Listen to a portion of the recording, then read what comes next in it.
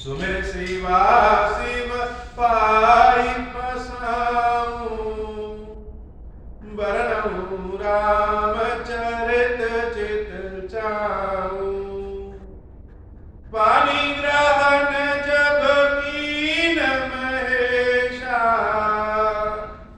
Hershey तब सकल सुरेशा। हरि रामचरित सब आए, प्रेम पुलक लोचन जग छाए। कवन सो काज कठिन जग माही, जो नहीं होई तात तुम पाही। राम काज लगी तब अवतारा, सुनता ही भयाऊं पर्वतारा।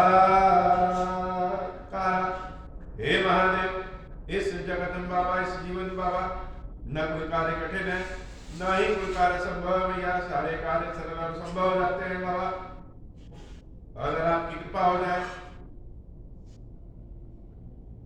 भगवान श्री गणेश जी जब छोटे थे तो पार्वती मैया के गोद में सो रहे थे। गणेश जी की कथा भी बहुत सारी कथा है। गणेश पुराण पढ़ेंगे, उसमें बहुत सारी कथा, स्कंद पुराण में भी कथा, बहुत जगह पे गणेश जी की कथा है। और गणेश जी एक ऐसे भगवान है, ईश्वर है। ईश्वर क्यों कह रहे हैं? ईश्वर इसलिए कह रहे हैं क्योंकि कल की कथा में भगवान श्री राम और लक्ष्मण भैया के बीच का संवाद हम सब ने सुना। लक्ष्मण भैया ने प्रभु श्री राम से बहुत सारे प्रश्न किए कि ज्ञान क्या है, वैराग्य क्या है, माया किसे कहते हैं, और हे नाथ, जब यह आत्मा परमात्मा का ही अंश है तो आत्मा और परमात्मा में भेद कैसा? कल की कथा में हम लोग यह भी जाने कि किसकी पूजा करनी चाहिए, किसकी सेवा करनी चाहिए और किससे क्या मिलता है। यद्यपि सारा संसार ही भगवान का अंश है, भगवान की कला से है, लेकिन स्वयं भगवान श्री कृष्ण अर्जुन से कहते हैं कि जो जिसको भजता है, जो जिसकी सेवा पूजा करता है, जिसमें मन लगाता है, हे अर्जुन, अंत समय में वह उसी में समाहित हो जाता है। यद्यपि सभी की गई तपस्या पूजा हम तक ही पहुंचती है, परंतु हमारे जिस रूप को जो भजता है वह वैसा ही हो जाता है। कहने का मतलब कि अगर हम भूत प्रेत को भजेंगे तो भूत प्रेत हो जाएंगे, अगर हम ब्रह्म को भजेंगे तो ब्रह्म पिशाच हो जाएंगे, अगर हम किसी पीर बाबा को भजेंगे तो पीर बाबा बन जाएंगे, और अगर हम ईश्वर को भजेंगे तो ईश्वर बन जाएंगे। यह सारे देवता लोग हमें धन संपत्ति तो दे सकते हैं, लेकिन फिर भी यह ईश्वर नहीं। स्वयं भगवान कृष्ण इसी बात पे अपने कृष्ण अवतार में देवराज इंद्र को भी उन्होंने शिक्षा दिया था, सारे गोकुल को समझाया था। काली उंगली पे गोवर्धन को उठाकर के उन्होंने बताया कि ईश्वर किसे कहते हैं। तो ईश्वर कौन है? साधारण शब्दों में कहें तो प्रभु श्री राम ने कहा कि कर्म के अनुसार जो फल दे सके और मोक्ष प्रदान कर सके। दोनों बातों पे ध्यान रखना। कर्म के अनुसार फल तो हम भी दे सकते हैं। कोई व्यक्ति आकर के हमारे यहां मजदूरी करे तो कर्म जो किया उसका फल दे दे, लेकिन हम मोक्ष नहीं दे सकते। तो ईश्वर वही है जो कर्म के अनुसार फल दे सके और मोक्ष दे सके। अब बताइए, संसार में भला कौन मोक्ष दे सकता है? किसी को नाम ले ले, किसी देवी देवता का नाम ले ले, कौन मोक्ष दे सकता है? तो जो मोक्ष दे सके वही ईश्वर। तो मोक्ष तो केवल भगवान शंकर और राम और उनके रूप भी दे सकते हैं। सनातन धर्म में पंच देवों की पूजा का विधान, 5 देवताओं की पूजा का विधान। 5 देवताओं में कौन? एक भगवान शंकर, दूसरा श्री के रूप में, देवी के रूप में देवी पार्वती, भगवान विष्णु, भगवान सूर्य और गणेश भगवान। इन 5 के पास मोक्ष देने की क्षमता भी, भगवान विष्णु कह लें, भगवान कृष्ण कह लें, भगवान राम कह लें, ओम श्री राम का जो हमारा मंत्र है, यह इन 5 देवताओं की पूजा सेवा शक्ति के लिए है।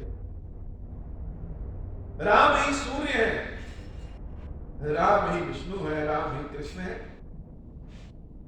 यहां पर यह हम इसलिए कह रहे हैं क्योंकि गणेश जी एक ऐसे देवता है जो भोग और मोक्ष दोनों प्रदान कर सकते हैं। और गणेश जी की कथा से संसार भरा पड़ा है। जैसे कोई बच्चा प्यारा हो, बहुत सुंदर हो, लाडला हो, तो खड़ूस से खड़ूस व्यक्ति भी उस बच्चे को देखेगा तो एक बार उसको खिलाने का मन करेगा, स्पर्श करने का मन करेगा। ऐसे ही गणेश जी इतने लाडले हैं कि उनको देख ले कोई तो मन प्रेम से भर जाए, और वह कृपा कर दे अगर, तो व्यक्ति को कहीं जाने की आवश्यकता ही नहीं। तो पार्वती मैया की गोद में गणेश जी लेटे थे और किसी कारणवश माता गणेश जी को शयन कक्ष में लिटा करके अपने किसी काम से चली गई। सारा राक्षस जगत, सारा दुष्ट शक्तियों का जो जगत है, वो जानता है कि यह गणेश जो है यह विघ्न हरता है और विघ्न करता भी। अगर यह बड़े हो गए तो बाकी राक्षसी शक्तियों के लिए समस्या। इसलिए सारी राक्षसी शक्तियों का यह मन था कि बाल अवस्था में ही गणेश जी का हम घायल कर दें, उनकी शक्ति छीड़ कर दें, उनकी मृत्यु करा दें। वास्तव में स्वयं नारायण ही गणेश के स्वरूप में भगवान शंकर और पार्वती के पास आएगा। तो माता पार्वती गणेश जी को शयन कक्ष में सुला के कहीं चली गई। तब तक एक सिंदूर नामक राक्षस वह गणेश जी को चुरा ले गया। छोटे से बाल गणेश को उठा के लेके चला गया। जब लेके चला गया तो पार्वती मैया त्राहिमाम करने लगी। अब गणेश जी तो लीला कर रहे हैं। आकाश मार्ग पे ही बाल गणेश और सिंदूर में बहुत युद्ध हुआ। गणेश जी बहुत घायल हो गए, लेकिन उन्होंने सिंदूर नामक राक्षस का वध कर दिया। और मध्य प्रदेश में महेश्वर नामक जगह में नर्मदा नदी में बाल गणेश उसी नर्मदा के जल में ही गिर गए। उनके मस्तक में बहुत जगह चोट लगी थी, खून बह रहा था, लेकिन सिंदूर राक्षस का उन्होंने वध कर दिया। तभी से गणेश जी के माथे पे सिंदूर लगाने का प्रचलन है। यह सिंदूर का मतलब यह सिंदूर नहीं, यह सिंदूर का मतलब सिंदूर नामक राक्षस का वध किया था और लाल लाल उनका माथा हो गया था, इसलिए सिंदूर लगाने का प्रचलन है। वो गणेश जी के माथे में बहुत चोट लग गई थी और नर्मदा में जिस स्थान पे गिरे थे, खीरेश्वर बाबा के स्थान पे जो गणेश जी सिद्धिराज के नाम से स्थापित हैं, अगर उनके मस्तक को छू के देखा जाए तो उनके मस्तक में कई जगह कटने का निशान है और यह उसी स्थान से प्राप्त हुए थे जहां की पुराणों में वर्णित है कि वह गणेश नर्मदा के जल में गिर गए। वही गणेश सिद्धिराज गणेश के स्वरूप में बाबा खीरेश्वर महादेव जी के मंदिर में ज्योतिर्लिंग के स्वरूप में साक्षात अपने समूचे सिद्धिराज घराना परिवार के साथ, अर्थात अपनी दोनों शक्तियां बुद्धि सिद्धि, अपने दोनों पुत्र शुभ लाभ, अपनी दोनों बहुएं तुष्टि पुष्टि और अपने दोनों पोते आमोद प्रमोद और मूसक राज के साथ यहाँ पे विराजित बाबा सिद्धिराज जी का यह जो विग्रह है, इस विग्रह के नीचे वह सिंदूर नामक दैत्य भी विराजित है जिसको गणेश जी ने वध कर दिया था, दबा दिया था। कालांतर में कहते हैं कि वही सिंदूर दैत्य ही फिर मूसक के स्वरूप में उनकी सवारी बन गया। तो गणेश जी की यह कथा इसलिए कह रहे हैं, बिना गणेश के किसी का काम चलना नहीं। शिव जी और पार्वती जी का भी नहीं चलता। अपने विवाह में उन्होंने गणेश जी का पूजन किया क्योंकि गणेश तो आदि अनादि मंगल करता है, दुख हरता है, सुख करता है, विघ्न हरता है और अगर कोई उनके मन के मुताबिक न करे तो विघ्न करता है। दुर्गा जिनको बहुत प्रिय है, राम नाम का सहारा लेकर के जो प्रथम पूज्य बन गए, ऐसे गणेश जी को मेरा बारंबार प्रणाम है। आज सकट चतुर्थी के अवसर पर माताएं अपने संतानों की स्वास्थ्य, उत्तम स्वास्थ्य के लिए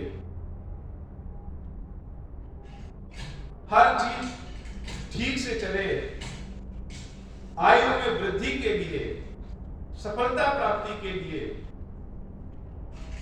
भगवान श्री गणेश जी की पूजा वंदना करती है, व्रत रहती है और उनके इस व्रत के फलस्वरूप गणेश जी तो कृपा करते ही करते हैं। देवी अंबिका भवानी पार्वती मैया की भी अद्भुत कृपा प्राप्त होती है,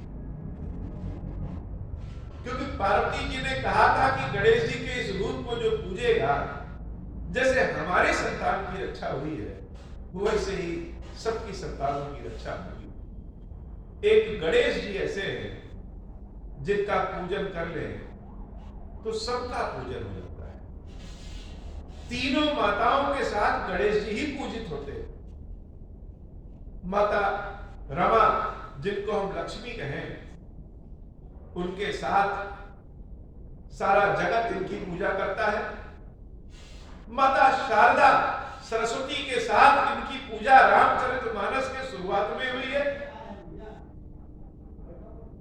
और तो और अंबिका के साथ, पार्वती के साथ गणेश जी को कौन नहीं पूजता। तो माताओं के दुलारे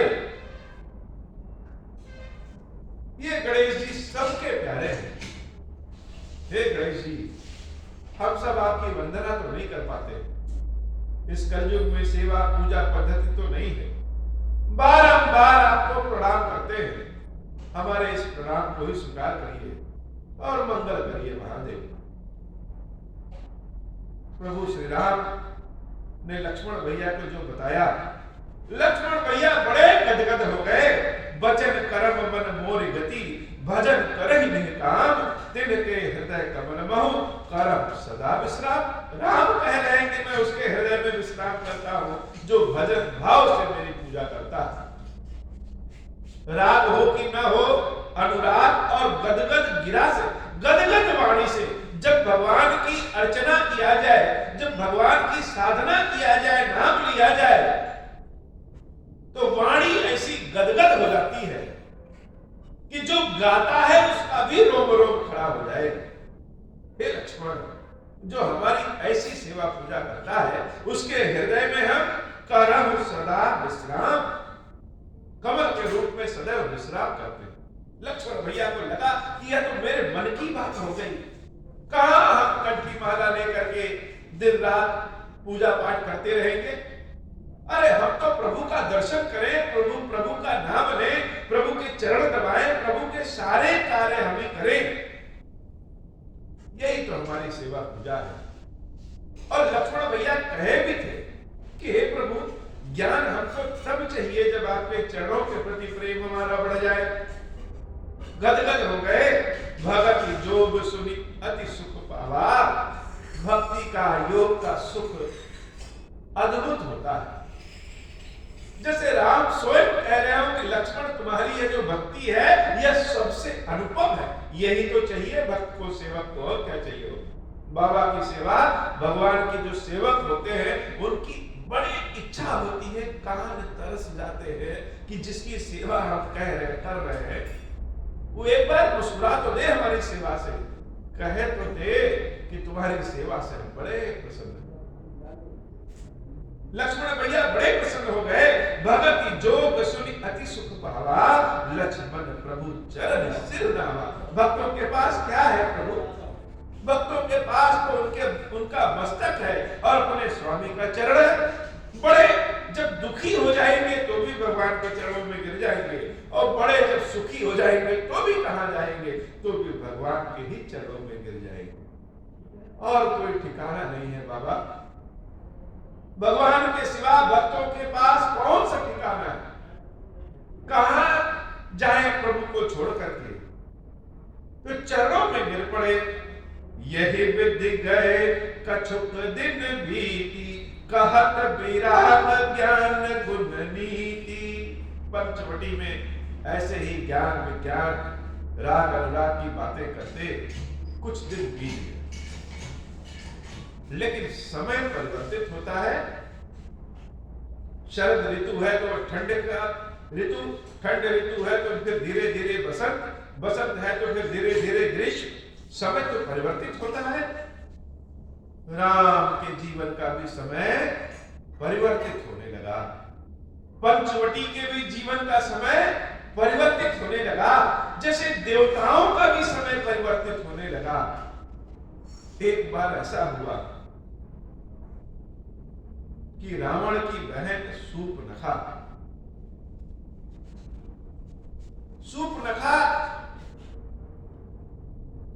आकाश मार्ग से कहीं विचरण करते हुए जा रही। ये सूर्पनखा बाबा ने, तुलसी बाबा ने जो लिखा है, ढोल गवार शूद्र पशु नारी, इनको लेकर के बहुत लोग बहुत तरह की जंग करते हैं कि तुलसी बाबा ने क्या लिख दिया। लेकिन तुलसी बाबा ने जो राम राम लिखा है उसको कोई नहीं सुनता। वास्तव में शूद्र पशु नारी सकल ताड़ना के अधिकारी हो। अगर हम मान भी ले ताड़ना का मतलब शिक्षा या उनको उनके व्यवहार को सुधारना या पनिशमेंट देना, तो किसके लिए? नारी के लिए नहीं, पशु नारी जिसका स्वभाव पशुओं की तरह, जैसे कि सूर्पनखा। एक उदाहरण सभी के लिए तो नहीं होता। सूर्पनखा जैसे स्वभाव की जो स्त्रियां हैं, जिनका स्वभाव पशुओं की भांति है, सकल ताड़ना के अधिकारी, ऐसी स्त्रियां ताड़ना की शिक्षा की अधिकारी। तो सूर्पनखा बड़े ही अहंकार में, सूर्पनखा अहंकार की मूर्ति है। कृष्ण जन्म में जब कुबरी को भगवान कृष्ण का दर्शन होता है तो कुबरी कृष्ण को देख करके कहती कि हे सांवले सलोने, आ जाओ हम तुमको चंदन लगा दें। भगवान कृष्ण ने कहा कि तुम तो इतनी सुंदर हो, अब कुबरी को कोई सुंदर कह दे, वो भी कृष्ण कह दे, तो ये बहुत बड़ी बात। वास्तव में कृष्ण ने किस सुंदरता की बात? एक कुबरी है जो अपना रूप रंग कुबड़ लेकर के जब कृष्ण के पास जाती है तो और नतमस्तक हो जाती है, और एक सूर्पनखा है जो जिसका रूप रंग वास्तविक कुछ और है, लेकिन अपना रूप रंग बना करके कुछ और चलती है। मानस में ले तो एक स्त्री शबरी है और एक स्त्री सूर्पनखा। शबरी के यहां प्रभु झूठे बेर खाने पहुंच जाते हैं और सूर्पनखा के प्रस्ताव को सुनते भी नहीं। तो सूर्पनखा रावण के बहिनी, दुष्ट हृदय दारुण जस कहनी। बाबा कहते हैं कि वह रावण की बहन है। और रावण की बहन क्यों कहते हैं? इसलिए कहते हैं कि दुष्टता में वह रावण के समान है।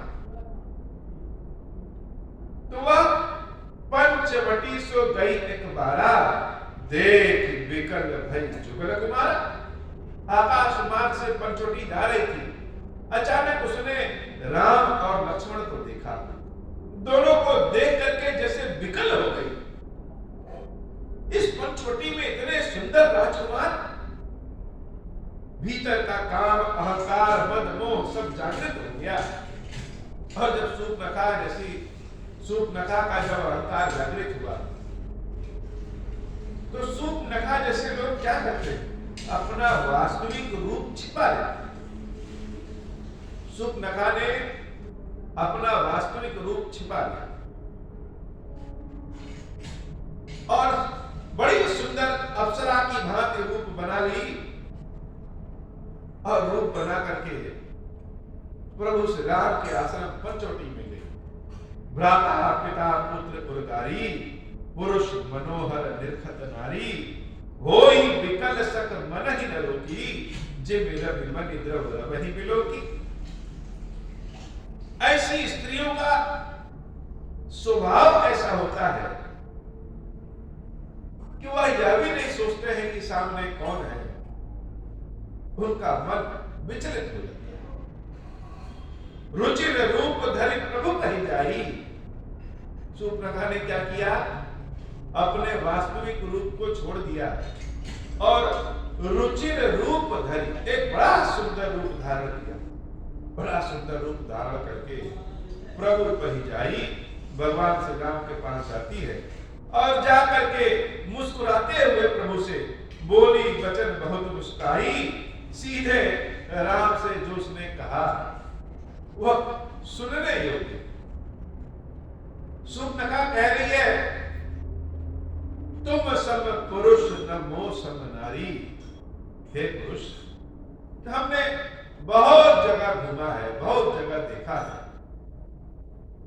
लेकिन हमको ऐसा लग रहा है कि तुम्हारे समान पुरुष और मेरे समान स्त्री इस ब्रह्मा के बनाए हुए संसार में तो कहीं नहीं।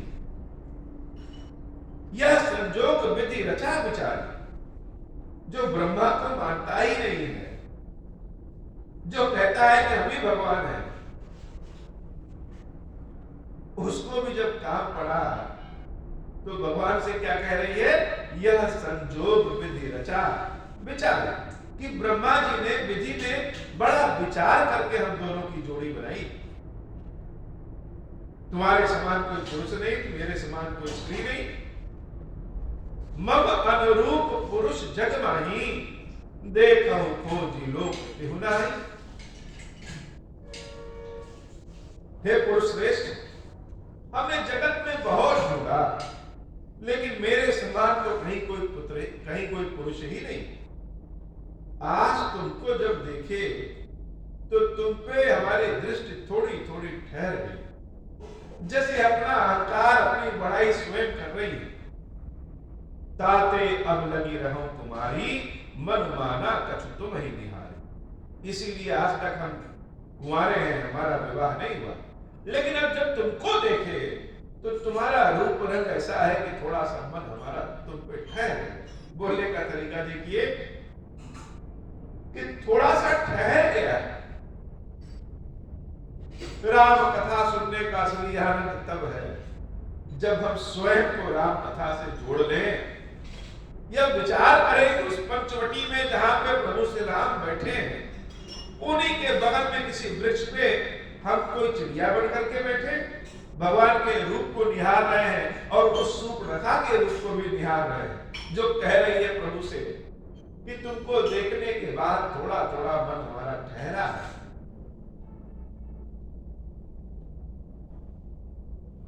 भगवान श्री राम कुछ बोल नहीं रहे, मुस्कुरा रहे, और मुस्कुराते हुए उन्होंने कुटिया में सीता जी की ओर इशारा किया। सीता ही चिता ही कही प्रभु बाता, अहै कुमार मोर लघु भ्राता। भाई मेरी तो स्त्री है, मेरी तो स्त्री है, यह हमारा एक छोटा भाई है और गोरा भी, हम तो सांवले हैं, काले हैं। यह हमारा छोटा भाई कुंवारा भी है और गोरा भी है। सूर्पनखा ने जब राम के मुख से यह सुना तो वह तुरंत लक्ष्मण जी की ओर चली। कहना कि ऐसे विचार की स्त्रियां जिसका व्यवहार पशुओं के समान हो, सकल धारणा किया जाता। प्रेम में मन स्थिर ही नहीं, वह तो जैसे रूप रंग पे मन है, आज यहां कल वहां। राम जी के मुख से जब वचन निकला तो सूर्पनखा गई लक्ष्मण ऋतु भगन जानी, प्रभु विलोक बोले मृदुबानी। लक्ष्मण जी के पास पहुंच गई, लेकिन लक्ष्मण क्या सोच रहे हैं?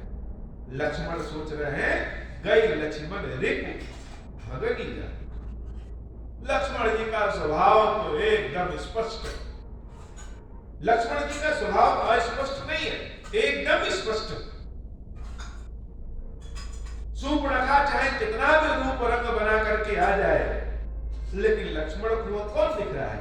लक्ष्मण को वह अपने दुश्मन की बहन दिख रही है। यह हमारे दुश्मन की बहन है, अर्थात हमारी भी दुश्मन है। प्रभु बिलो की बोले मृदुबानी, लेकिन खेल करते हुए लक्ष्मण जी भी राम जी की ओर देख करके बड़े मुस्कुराते हुए बोल रहे। भगवान शंकर भी यह बात कहते हुए हंस दे रहे, क्योंकि जब कहे कि लक्ष्मण मृदुबानी, लक्ष्मण जी के मुंह से क्या मीठे वचन भी निकलते हैं क्या? तो शंकर जी भी हंसने लगे और पार्वती जी भी हंसने लगी कि जब लक्ष्मण के मुंह से मीठी वाणी निकल रही है तो कुछ ना कुछ तो चक्कर है। प्रभु मिलो की बोले मृदुबानी, सुंदर सुन मैं उनकर दासा, पराधीन नहीं तोर सुपासा। हे सुंदरी, मैं तो इनका दास हूं, और जो स्वयं पराधीन है उसके पास तो बड़ा सुख कहां रुकता है। मैं तो सेवक आदमी हूं, दिन रात उनकी सेवा करता हूं, तुम्हें सुख नहीं दे पाऊंगा। और यह जो हमारे स्वामी हैं प्रभु समर्थ कौशलपुर राजा, यह सामर्थ्यवान है। यह तपस्वियों के भेष में मत जानो इन्हें, यह कौशलपुर के राजा हैं। जो करेंगे, जो कुछ भी कर ले, इनके ऊपर सब अच्छा ही लगेगा, इनके लिए कुछ बुरा नहीं। जो कुछ करे उन्हें सब छाजा। सेवकों को यह सेवा छोड़ करके और कुछ नहीं चाहिए। सेवक सुख चाह मान भिखारी। अगर कोई सेवक हो और वह चाहे कि उसे सुख मिल जाए, और कोई भिखारी हो वह चाहे कि उसको सम्मान मिल जाए, यह तो सबसे ज्यादा हंसने वाली बात है। व्यसनी धन सुख गति व्यभिचारी। जो व्यसनी होता है, किसी चीज के नशे का जिसको आदत हो और जिसका चरित्र खराब हो, व्यभिचारी हो, वह चाहे कि हमारी गति अच्छी हो जाए तो कैसे हो सकता है? लोभी जसु चह चार गुमानी, नभ दुहि दूध चहत ए प्राणी। और जो लोभी है वो चाहे कि उसको मोक्ष मिल जाए तो आकाश से दूध मिलने के जैसा कठिन। हम तो सेवक हैं, हमारे पास सुख नहीं। बोले तेरे राम निकट सुवाई, इसलिए तुम मेरे स्वामी के पास ही जाओ। वह सूर्पनखा फिर से राम के पास चली गई। फिर राम निकट सो आई, प्रभु लक्ष्मण पही बहुरी पठाई। लक्ष्मण कहा तो ही सो बरई, जो तृण तोर इलाज परिहरी। राम जी ने फिर से उनको लक्ष्मण जी के पास भेज दिया। लक्ष्मण जी ने फिर से शूर्पणखा को राम जी के पास भेज दिया, और राम जी ने फिर से लक्ष्मण जी के पास भेज दिया। जैसे फुटबॉल की तरह इधर उधर, और हर बार शूर्पणखा इधर उधर जाने लगी। उसको तो यही नहीं पता है कि उसको राम से प्रेम है या लक्ष्मण से प्रेम है, या अपने अहंकार से प्रेम।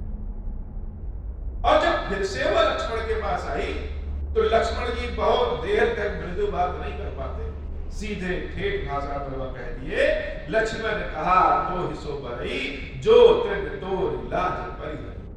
हे मूर्ख स्त्री, तुम्हारा वर्ण वही करेगा जो बहुत बड़ा निर्लज्ज है। अब तो शूर्पणखा जैसे एकदम क्रोधित हो गई। मेरा अपमान, रावण की बहन का अपमान। तब खिसियानी राम कही गई, रूप भयंकर प्रकटत भई। पाखंड बहुत देर तक नहीं टिकता। माथे पे तिलक लगा ले, त्रिपुंड लगा ले, भगवा वेश धारण कर ले, कितने दिन तक? भीतर का राक्षस बाहर निकल ही आता है। हम लोग बाबा आपकी सेवा में हैं और राम कथा कह रहे हैं। कोई व्यक्ति सुनेगा, कोई देखे, तो हो सकता है सोचे कि अरे यह तो बड़े धर्म कर्म वाले हैं। लेकिन वास्तविकता तो जैसे स्वयं जानते हैं कि हम लोग कितने पाखंडी हैं। यह तो आपकी कृपा है, आपकी दया है कि जो अपने बगल में स्थान दे दिया। लेकिन हमारे अंदर का देवत्व तो बहुत ज्यादा देर तक सामने नहीं रहता। राक्षसी प्रवृत्ति सामने आई जाती है। शूर्पणखा के अंदर की राक्षसी सामने आ ही गई। तब खिसियाने राम कही गई, रूप भयंकर प्रकटत भई। सीता ही सभय देखी रघुराई, कहा अनुज सन सहन बुझाई। शूर्पणखा ने कहा कि जिस स्त्री के कारण तुम मेरा अपमान कर रहे हो, मैं उस स्त्री को ही खा जाऊंगा। भगवान श्री राम ने जैसे लक्ष्मण जी की ओर इशारा किया, लक्ष्मण जी महाराज रामचंद्र जी की आंखों को ही जैसे देख रहे हैं कि राम कुछ कहे तो। लक्ष्मण अति लाघव सो, नाक कान बिनुकीन। एक क्षण में ही शूर्पणखा के नाक और कान को लक्ष्मण भैया काट देते हैं। ताके कर रावण कहा मनो चुनौती दीन। जैसे लगा कि रावण को उन्होंने चुनौती दे दिया। जैसे रावण ने साधुओं, संतों, ब्राह्मणों, भक्तों को खा करके उनके राक्षसों ने मार करके अस्थि का पहाड़ बना दिया था, जैसे राम को चुनौती दिया, आज लक्ष्मण जी ने रावण को चुनौती दे दी। शूर्पणखा के नाक कान कट गए, वो अपने विचित्र वेश में आ गई और बहुत तेज चित्कारती हुई वहां से चली गई। नाक कान बिनु भय विकरारा, जनु स्त्रव सैल गेर के धारा। खर दूषण पही गई बिलपाता, दिग दिग तो पौरुष बल भ्राता। काले पहाड़ से जैसे गेरू निकल जाए लाल रंग का, वैसा रूप रंग शूर्पणखा का हो गया। दिखने में कुछ चीज सुंदर भले लगे, लेकिन वह नरक का द्वार होता है। लक्ष्मण भैया जान रहे हैं कि शत्रु की बहन है, अर्थात शत्रु रावण नहीं, शत्रु हमारे भक्ति के मार्ग का जो बीच में पड़ जाए, सेवक और भगवान के बीच में जो पड़ जाए, हमारी सेवकाई की शत्रु, बहुत तेज पिनपिना के वहां से शूर्पणखा भागी और गई कहां? अपने भाई के पास गई। नाक कान बिनु भय विकरारा, जनु स्त्रव सैल गेर के धारा। खर दूषण पही गई बिलपाता, दिग दिग तो पौरुष बल भ्राता। उस जंगल में उसके दो भाई खर और दूषण, उन दोनों भाई के पास गई और जाकर के भरी रात सभा में धिक्कार रही है कि भाई तुम्हारे पौरुष को धिक्कार है। इतनी बड़ी सेना लिए बैठे हो, इतनी शक्ति तुम्हारे पास है, लेकिन दो राजकुमार तुम्हारे इस सत्ता को चुनौती दे रहे हैं और उन्होंने मेरे देखो नाक कान काट दिए। मंगल भवन मंगलहारी उमा सहित जही जपत बुलारी। कथा बड़ी सुंदर है, बड़ी आनंद वाली है बाबा, लेकिन आज थोड़ा जल्दी है, इसलिए आज की कथा इतनी ही। श्री क्षीरेश्वर महादेव जी, क्षीरेश्वरी मैया जी, ऐसी कृपा करिए बाबा कि जो कोई भी जिस भी किसी विधि से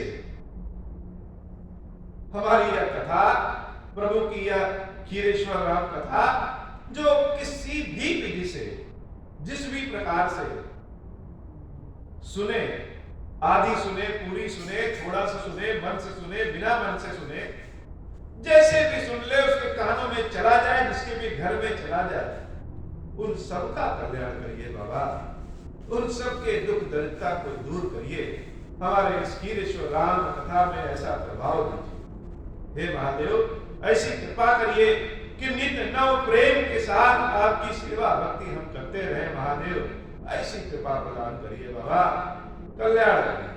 अब हो प्रसन्न प्रभु मोह पर, नाथ दीन पर नेहु, निज पद भगति देहु प्रभु, पुनि दूसर बर देहु। तब माया वश जीव जड़, संतत फिरहि बुलाना।